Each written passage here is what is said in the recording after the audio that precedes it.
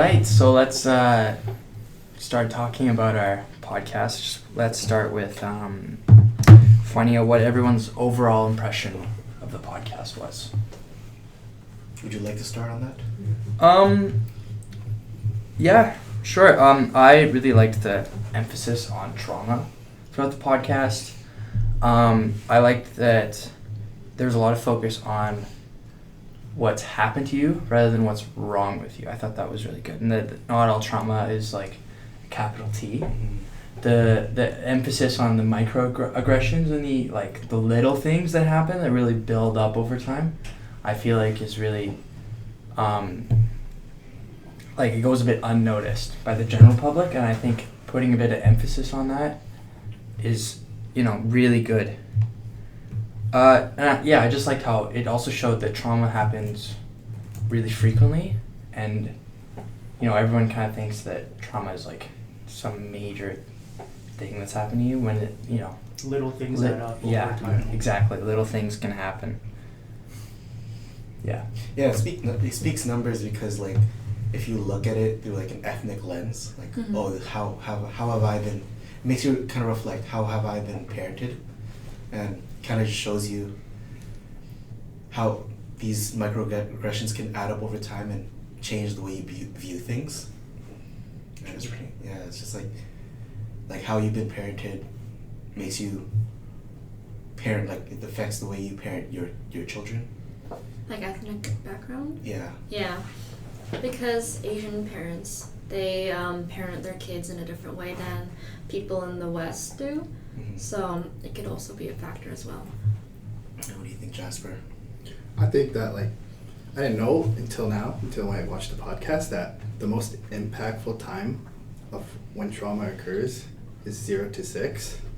It's I didn't know that at the time, but it makes a big difference of how bad at a certain age can trauma affect you and overall your development throughout adulthood, basically.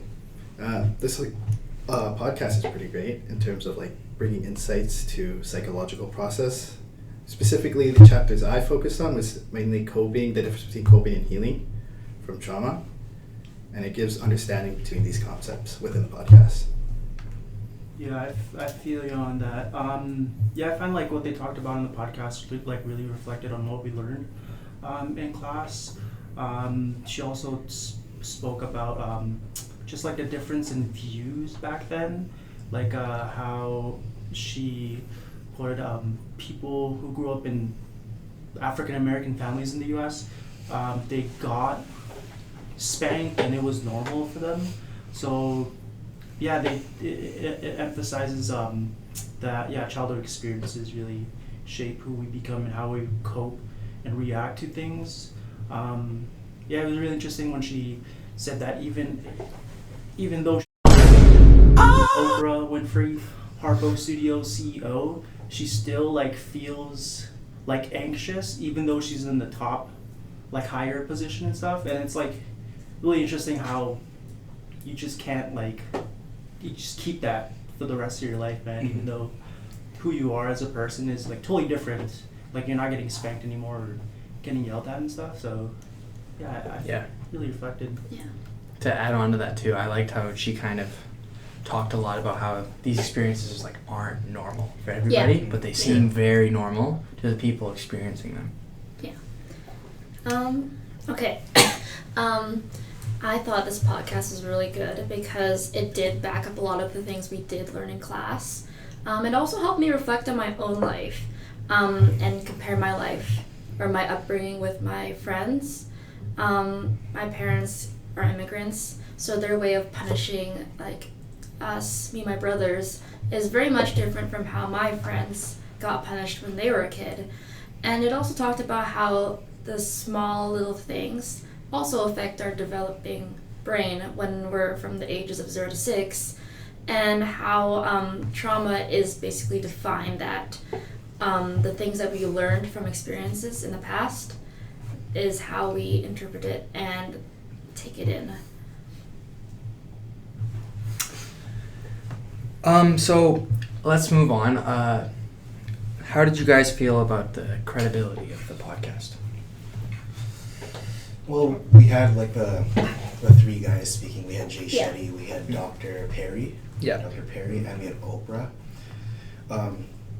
Yeah, Dr. Perry is very important, I'd say, because he's the expert. Yeah, he's a doctor. He's- What did you say? he Yeah, was? I did a quick Google search on Dr. Perry. I found that he was he's a consultant for high profile cases. So he's a psychiatrist, kind of? Okay. Well, he's a Yeah. psychiatrist, but like Uh-huh. So I have here like actual like situations. Columbine and like the Uh-huh. Oklahoma City bombing. Like he's the trauma consultant for Oh, those things, okay, that makes sense. according to Google. Yeah, I'd say that's pretty important to see in the podcast, but also Oprah is a Mhm. success story. Yeah. She's a success. What about what are the perspectives on the people who are not as successful as Oprah, right? Or people Yeah. who are in poverty, or like the unspoken, like the unheard voice kind of thing. Mhm. Yeah, it's just like kind of her experience is kind of anecdotal Mm-hmm. Yeah. in that regard. And one thing I did like about Oprah too is that even though she's not an expert on the studies, that she kind of felt like she's just projecting the things she's learning from all of her experiences from other ways. So even though she's not like a doctor, Mhm. she still has a lot of knowledge from being with all these people, and Yeah. she was like constantly talking about Bruce Perry and like making sure that everything she said was Yeah. also factual too. Yeah. She also talked about the school that she, I think, funded in Africa. The South African Yeah, school, yeah. And then she was basically talking about what she experienced there and what she observed with all like the schoolgirls and how she was like, what's happening? Yeah. Yeah. Yeah, it was like very interesting. She said she was speaking about how her parents punished her in the middle of church, like in front of the congregation. Oh yeah. Yeah. Yeah, that was like very eye opening, Mm-hmm. and just to see how that experience is for like Oprah. Like you see her, she's so successful. She's like, you get a car, you get a car, Yeah. you get a car. But yeah, it's very interesting how she gets that upbringing. Yeah. Yeah. Yeah. Okay, how did you guys feel the podcast aligned to current literature and things we've already learned in the course so far? I'd say really aligned. The age study reflected how, like childhood adverse experiences can manifest like many ways in adulthood, and they spoke a lot about that. Like it also, when Oprah said like how even though she received all this abuse growing up, like the study that actually by Kuhn Lee looks at the reappraisal of abuse and how it can actually change your thinking and coping later in life. So yeah, I'd say like her inclusion of school being such a good like medium for her away from all that abuse and stuff is, it really reflects on the literature. My article that I found, it was basically about how childhood neglect is the equivalent as like a big event trauma, and it basically talked about how child neglect could just be like how a kid's needs aren't met, whether it be physical, supervisory, so if they were present in their life and if the parents were able to protect their kids from dangerous situations, and emotionally. And I think that Oprah talked about her own experience as a kid, how she felt like she wasn't able to express her own opinions and how she didn't feel safe enough to do so because she was raised to believe that her opinions did not matter. So, and that carried on into her adulthood, where when she was gonna discuss about things, she was very anxious. Like I think you mentioned it. Yeah. That she would feel very anxious because she felt like if her opinion was wrong, then she would get whipped. And my study says that neglect is also higher in families with low socioeconomic status.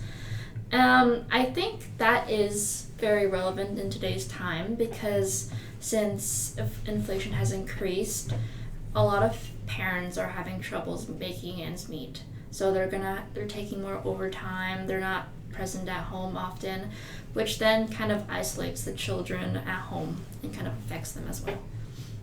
Yeah, my article was really similar to yours, Tamara, talking a lot about the African American community and in low incomes. And my article found a lot of incidents of PTSD in low income houses, and 44% of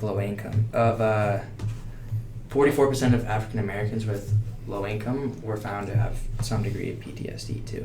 And I thought it also related well to the things Oprah was saying about her experience in the African American community and how all of the people around her kind of had a similar traumatic experience. And I feel like, you know, using that experience was a good way to really express the importance and like of the trauma she's experienced. Yeah.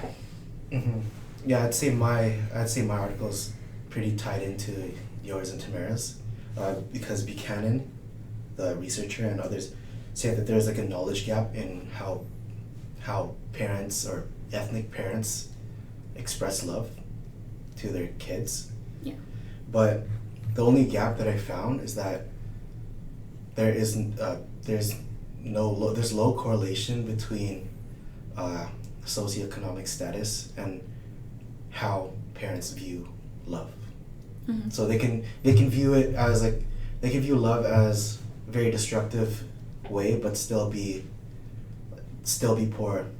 Oh yeah, because Oprah did mention that when her parents did beat her, they told her that they were beating her out of love. Yeah. And that was their like view on love. Yeah, that's her concept of love. But Yeah. then her meaning to getting beaten wasn't love. Yeah. It was.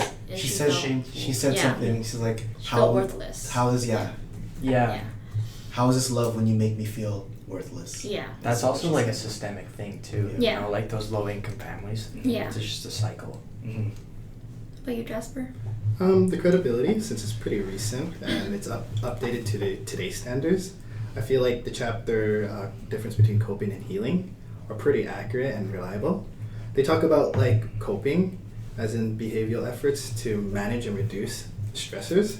They talk about those as like the best way you can do those are surrounding yourself with good people and good family members that are generally supportive about you.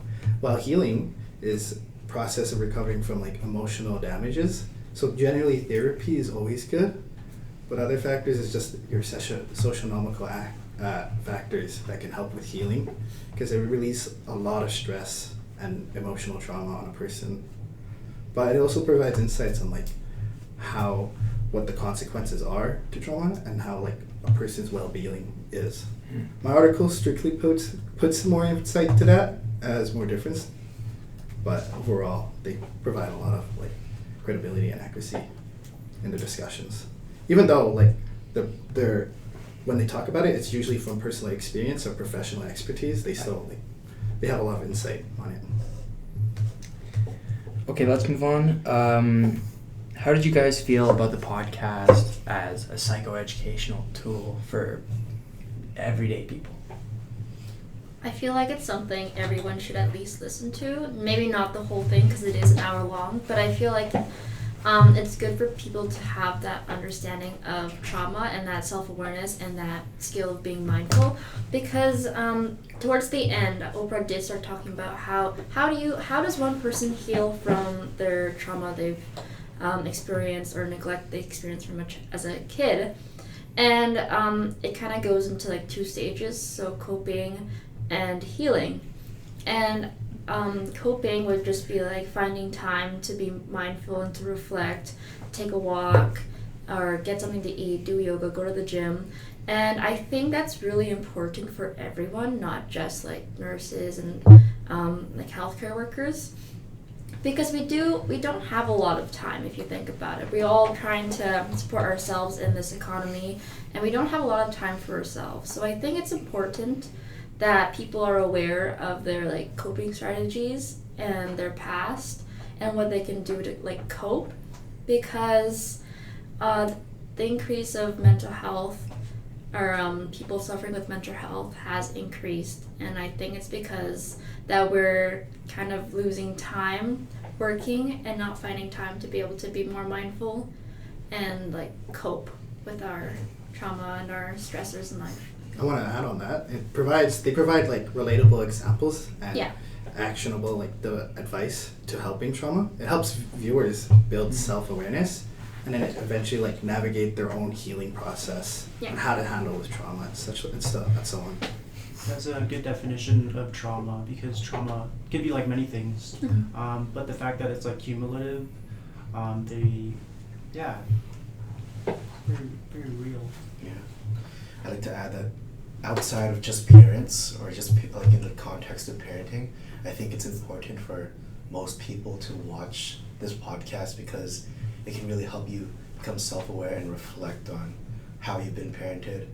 What are some unhealthy parenting skills that you'll prevent yourself from doing if you do choose to have children? Yeah. Adding on to yours as well, I really liked the amount of prevalence and how much they highlight how much trauma is in everyday life. I think really Oprah said something about hopefully making people more empathetic if they are understanding trauma a bit more. I kind of like that because it goes also with the idea of why someone's like this versus what happened to them. So I feel like the idea of everyone thinking what happened to somebody allows people to be a little bit less judgmental and a lot more empathetic. I also really liked the importance, similar to what Tamara said about the self-care as well. If everyone's really aware of trauma all the time, you can be aware of how to help your trauma. Because there's also probably a lot of, I know personally there's times where I'm like super stressed out and I didn't know why. So then, you know, if I figure out why and I understand the reasons for feeling this way, I feel like self-care can really, really help people and, you know, help mental health as a whole. Nice. Yeah. Actually, I want to build up on that, how acknowledgement of like trauma, it helps an individual like integrate what happened and how to work around it and stuff. In my paper by Kuhn, Lee et al., it says that 2 coping mechanisms such as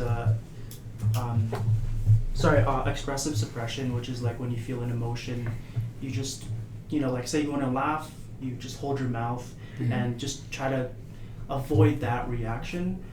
They say that actually appraisal of your behavior, of how you react, is actually so much better than just like shutting it out. Like acknowledgement of the trauma or why like you are feeling this way and stuff is a good stepping stone to healing from that. I'm gonna add up on that as well as your information. So like, you know how I say being self-aware about others as well, right? So like building insight to that, it allows people to be more sensitive towards people who have experienced trauma. And then like a factor of coping is that being around people who are supportive. So for example, if somebody knew about your trauma and they support you, that's a coping mechanism that like helps you heal from specific traumas. Yeah, I just want to add, Oprah said something that honestly kind of like opened my mind to more things, but she said, accept the moment for what it is.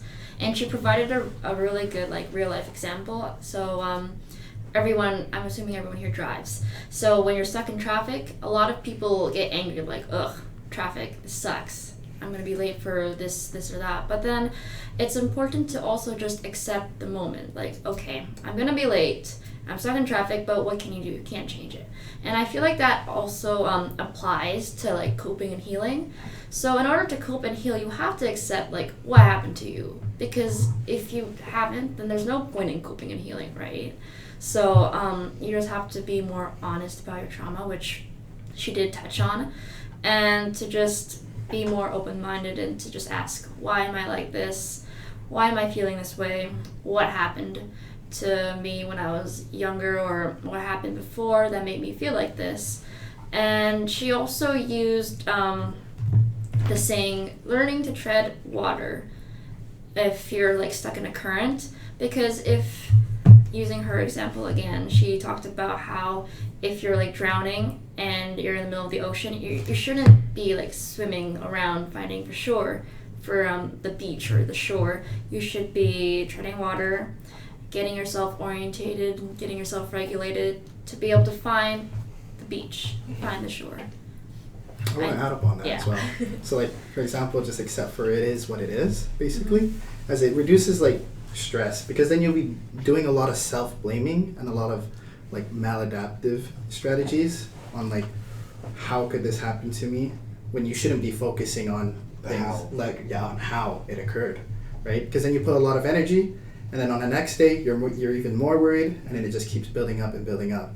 So it's stuff like that where it's like, oh, just accept that it just happened and move on with the next current thing. Put more focus on something that matters than something that's really simple. Right? Yeah, I totally agree. I feel like a lot of us, like even this day and age, a lot of us get stuck on things and we don't learn to move past it. So Absolutely, as nurses, like as Yeah. nurses, we're problem solvers. We're going to be problem solvers. Yeah. Right? Going from A to Z, Mhm. but it's better to take a step back and see things as a sum, Yes. as a whole, rather than its parts.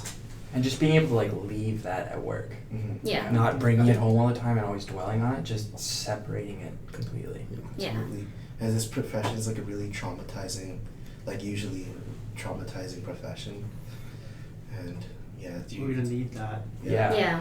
Stepping back and Do you guys remember that like one student in semester 5?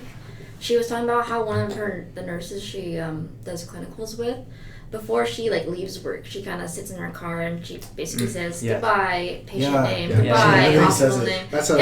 Yeah. I think if we like all nurses like had like a routine like that, I think it would help, especially like with burnout. Yeah.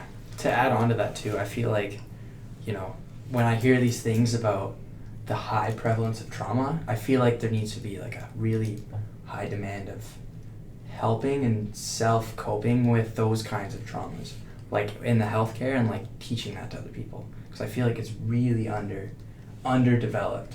And like my article, for example, I found something that said that there was a high desire of people finding services, but there was low amounts of trauma-focused treatment in low-income communities. I kind of cried my gears. That's a little bit. huge deficit. I know, yeah. That's a huge deficit. That's terrible.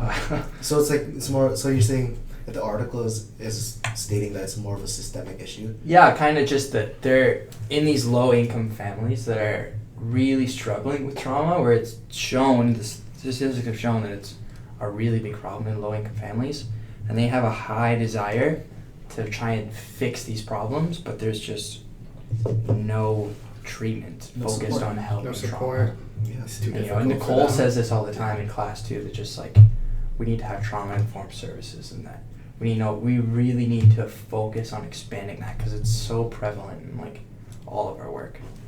Absolutely.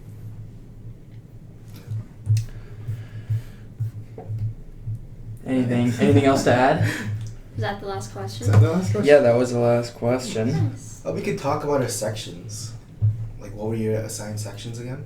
I was neglect is the equivalent of trauma, or neglect is the same as trauma. You have anything to add to that? No, I think I touched on everything, Sorry. but honestly, I think mostly like parents of children who kind of did the same thing to punish Oprah, so beating their kid as like out of love. I feel like parents need to like be more self-aware and like maybe educate themselves, especially with this podcast, because the little things do add up.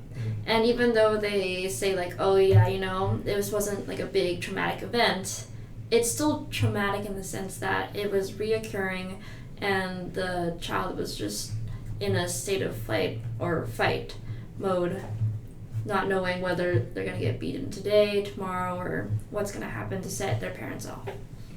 Do you have any experience with neglect? Yeah, mostly like not emotionally or physically, but supervisory. My parents were never there. They're always absent, because again, the economy we live in, it's very hard to make ends meet even with a 2-person salary. So they always work overtime, and even now they're not home all the time. So there is that supervisory presence of neglect. anything to say about neglect, guys? Maybe any experience in neglect? I personally have experience in neglect. Not to be like, oh, hey. But yeah, obviously, like you, like socially, it kind of affects you because you need the person to have that social referencing, like person, like a attachment figure, because you need them to be around. So you, like, as a young child, we've touched on this in Nicole's lectures. Like, we need a person to watch, do things, right? Yeah. Tell Do us, everyday things. Yeah. show us what's proper and not and stuff. And Yeah. A leader. being neglected will just strip you on. Even that, just Yeah. basic support is better than just no Yeah. support. Exactly. From parents. Especially at a younger age. too. Yeah, Yeah. especially at a Needs younger that. age. Yeah. I feel that, like, even for like the basic things, like meeting your own basic needs, like such as feeding yourself. Yeah. Like, Yeah. there are a lot of people who like didn't have parents that were around to like Yeah. teach them how to cook, or like talk to other people, like terminate conversations with other people, or whatever the case may be.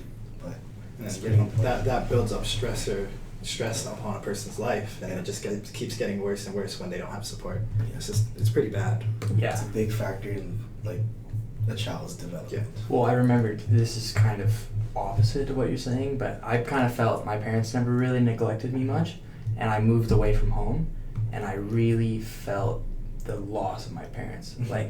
Like having to do a lot of stuff independently, I really noticed that difference. Damn. And like when I think, and then I moved back home now, and I think like, you know, like you underappreciate how much like That's crazy. I have to agree on that, because like my parents, they went on a vacation, and so it's like hard to figure out how to cook for Yeah. yourself. It gets difficult. Yeah. Yeah. And so like, I mean, luckily for me, I have a job, so I order takeout. But in general, like basic needs, Yeah. it's really underappreciated that your parents actually do a lot more than what you Than would what you think. see. Right. Yeah, than There's what only you so many see. times. There's only so many times you can make crap dinner. Yeah, I know, Exactly. right? You know, I need somebody help picking Yeah. my clothes. Yeah. I remember my second week moving out. I went home.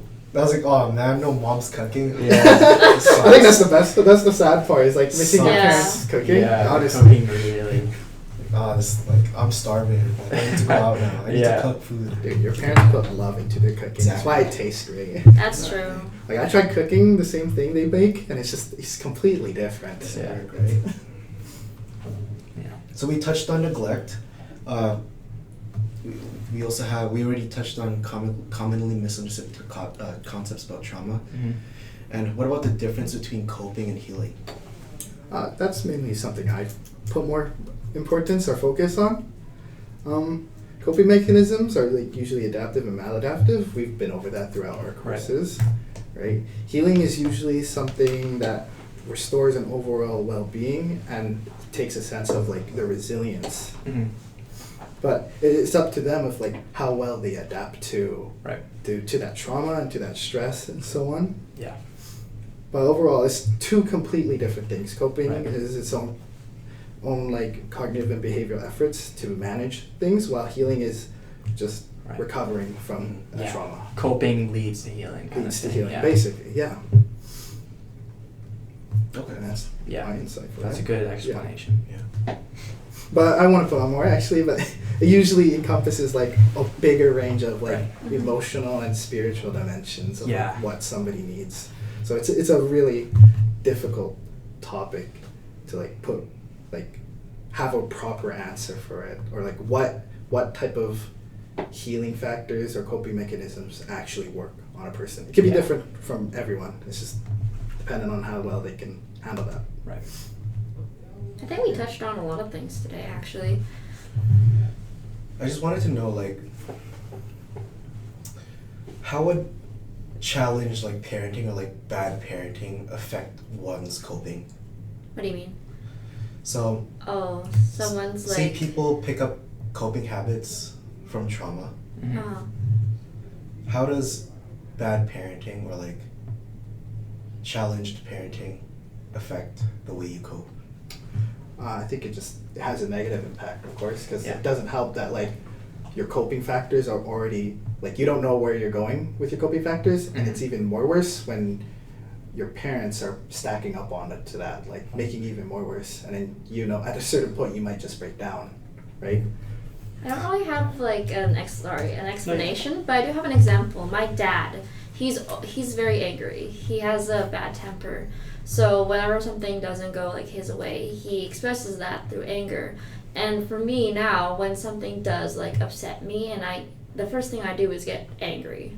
Right. So I think like So that's something you've learned. yeah, Yeah. through my dad's experience, when there was a stressor, he gets angry or he's more emotional. He doesn't think logically. And for me, I'm sometimes the same. I try not to be emotionally led with my feelings, but I try to think logically. But I do notice that because of my dad, that I do react to things more emotionally than logically. I think it's good too that you have a self-awareness about that too, Yeah. and that's really important because then when you have kids of your own, you won't be passing down those That's same true, kind yeah. of things. And like, chances are, like, does your dad have coping No. a coping mechanism? He does and not. do you have a coping mechanism for? when you get Honestly, angry?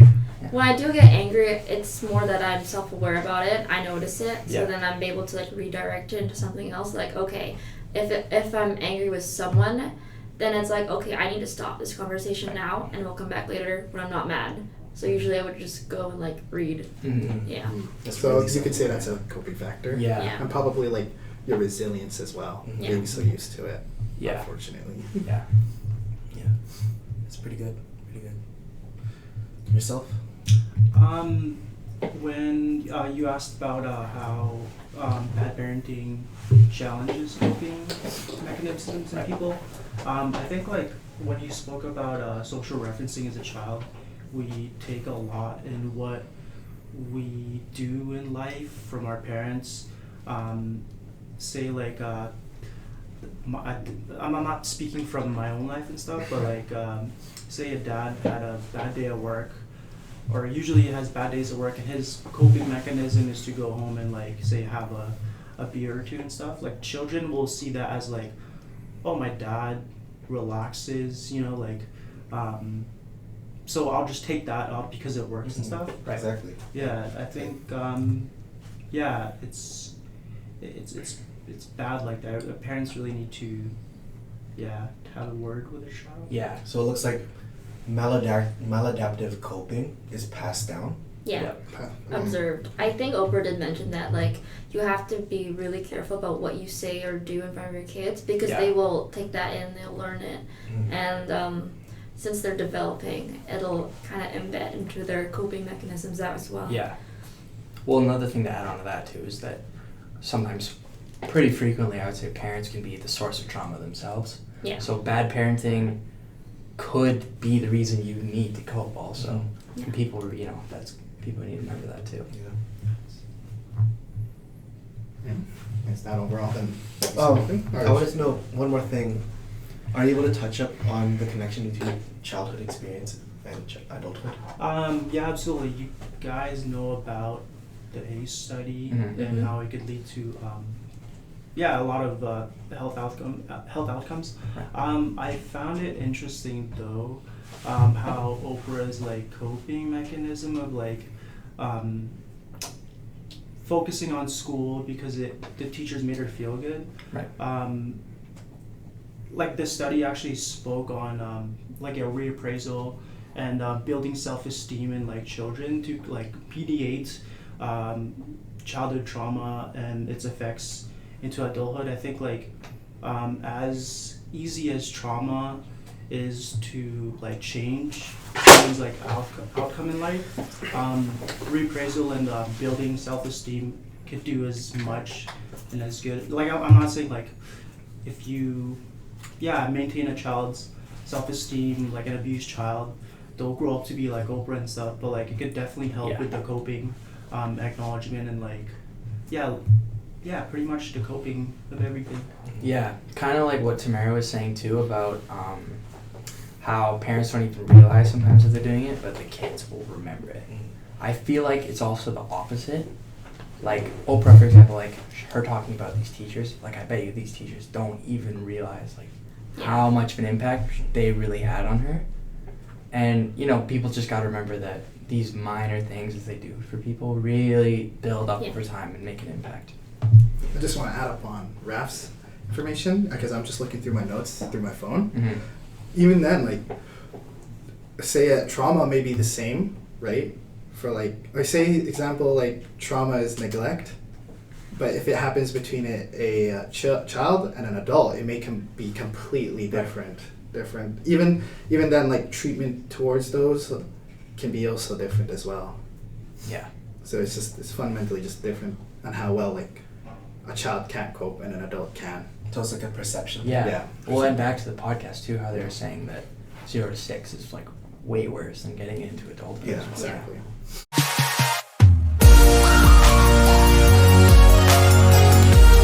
Thank